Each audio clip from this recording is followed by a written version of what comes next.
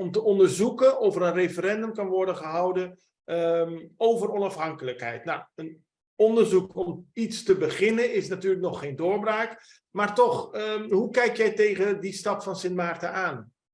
Ik vind het een opmerkelijke stap. Zoals je zegt, is het ook een voorzichtige stap. Het is een commissie die gaat onderzoeken of een raadgevend referendum, en dat is ook wel belangrijk, het is een raadgevend referendum, niet een bindend referendum. Dus uiteindelijk kunnen ze ook de uitslag nog naast zich neerleggen. Maar het is in dat opzicht is het niet nog een hele zware stap, maar je zou het kunnen zien als een eerste voorzichtige stap om de mogelijkheid van een referendum over onafhankelijkheid te kunnen onderzoeken. En ik vind het aan de ene kant een opmerkelijke stap, omdat er juist de afgelopen tijd een verbetering in de relaties tussen Sint Maarten en Nederland gaande leek te zijn. Hè, als het gaat om de excuses die bijvoorbeeld zijn aangeboden voor slavernij, maar ook als het gaat om de onderlinge regeling die eerder deze maand tot stand gekomen is. Aan de andere kant is het zo dat er wel op Sint Maarten al behoorlijk lang onder een kleine intellectuele en politieke elite veel gesproken wordt over onafhankelijkheid. En dat is eigenlijk al tientallen jaren zo, zou je kunnen zeggen. En daar past deze stap wel heel erg bij. Maar hoe realistisch is het dat Sint Maarten onafhankelijk wordt? Ja, daar heb ik heel erg mijn twijfels bij. Omdat een stap naar onafhankelijkheid ook wel echt onomkeerbaar zou zijn. En omdat Sint Maarten natuurlijk uiteindelijk wel een klein eiland is, wat ook kwetsbaar is. Zoals we hebben gezien bij de COVID-pandemie en natuurlijk ook bij orkaan Irma.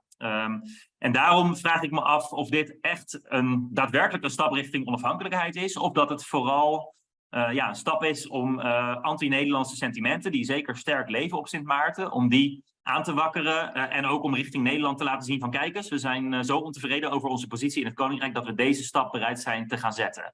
Je hebt een boek geschreven samen met Geert Oostindie, Ongemak, over de relatie binnen het Koninkrijk. Jij weet misschien beter dan wij hier, hoe kijkt Den Haag je tegenaan? Zo van, nou Sint Maarten, ga je gang en zodra je ja zegt, dan zeggen wij tabé. Of hoe wordt er tegenaan gekeken?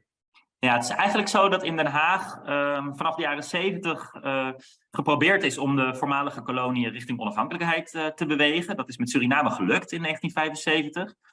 Met de eilanden niet, natuurlijk. Eigenlijk wilde Nederland de 6 Antillen samen naar onafhankelijkheid loodsen. Nou, het tegenovergestelde is gebeurd, want ze zijn uit elkaar gevallen en ze hebben allemaal een directe band met Nederland gekregen. Ze zijn helemaal niet onafhankelijk geworden.